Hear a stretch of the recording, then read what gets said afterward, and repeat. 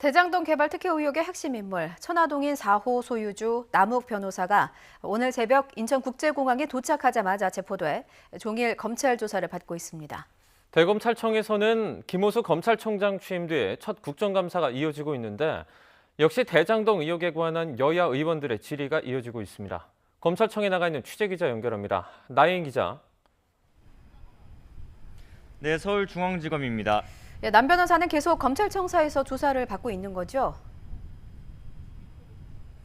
네, 오늘 새벽 남 변호사의 신병을 확보한 검찰은 계속해서 피의자 조사를 이어가고 있습니다.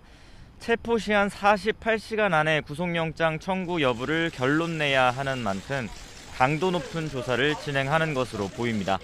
법원에서 발부된 남 변호사의 체포영장에는 뇌물공여 약속과 특정 경제범죄 가중처벌법상 배임 등의 혐의가 적시된 것으로 알려졌습니다. 검찰은 남 변호사가 화천대유 대주주 김만배 씨 등과 공모해 대장동 개발 전반에 관여하며 이미 구속된 유동규 전 성남도시개발공사 기획본부장에게 금품을 주기로 하고 특혜를 받았다고 의심하고 있습니다. 일단 유 전 본부장의 구속기한도 모레 끝나는 만큼 입증 가능한 혐의부터 먼저 조사한 뒤 이르면 내일 남 변호사의 구속영장을 청구할 것으로 전망됩니다. 화천대유 관계사 천화동인 4호의 실소유주인 남 변호사는 대장동 사업으로 배당금 1,007억 원을 받은 것으로 알려졌습니다.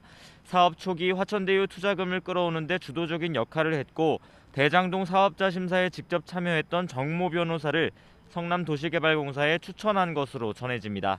다만 남 변호사는 앞서 언론 인터뷰 등에서 자신은 김만배 씨가 어떤 일을 했는지 모른다는 입장을 내비쳤습니다. 이렇게 관련자들 진술이 엇갈리는 상황에서 검찰은 유동규 전 본부장도 구치소에서 다시 불러 조사하며 김만배 씨의 구속영장 재청구 시점도 검토하고 있습니다. 이와 별도로 오전부터는 성남시청 정보통신과에 수사관들을 보내 대장동 사업 당시 직원들이 주고받은 이메일 등 관련 자료를 추가로 확보하고 있습니다. 네, 오늘 대검찰청 국정감사도 열리고 있는데 역시 대장동 수사가 핵심 화두죠. 네, 김호수 검찰총장이 취임한 뒤 첫 대검찰청 국감인데 역시 핵심 화두는 대장동 의혹입니다. 국민의힘은 김만배 씨의 구속영장이 기각되고 성남시청 압수수색도 늦었다고 질타하며 검찰 수사가 역시나 보여주기식이라는 의심을 받을 수밖에 없다고 주장했습니다. 또 김 총장이 취임 전 성남시 고문 변호사로 활동한 것을 두고도 수사 지휘를 회피해야 하는 게 아니냐고 지적했습니다.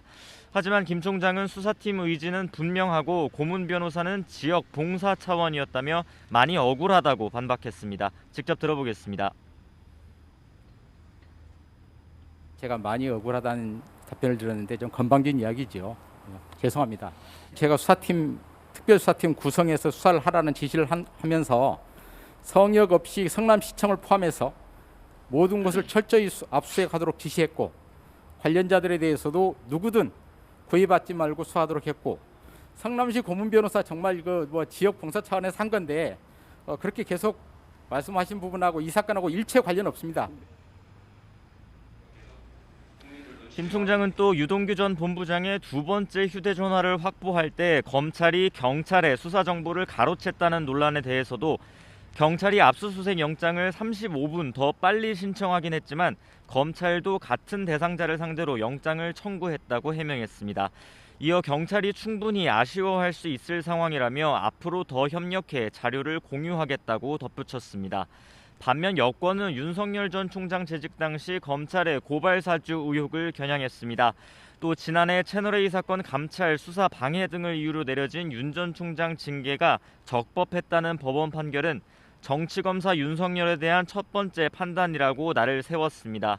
윤 전 총장의 징계 사유였던 이른바 재판부 분석 문건 작성이나 고발 사주 의혹이 대검 수사정보 담당관실에서 시작됐다며 폐지해야 한다는 주장도 나왔는데 김 총장은 개선하는 게 합리적이라고 생각한다며 법무부와 협의하겠다고 말을 아꼈습니다.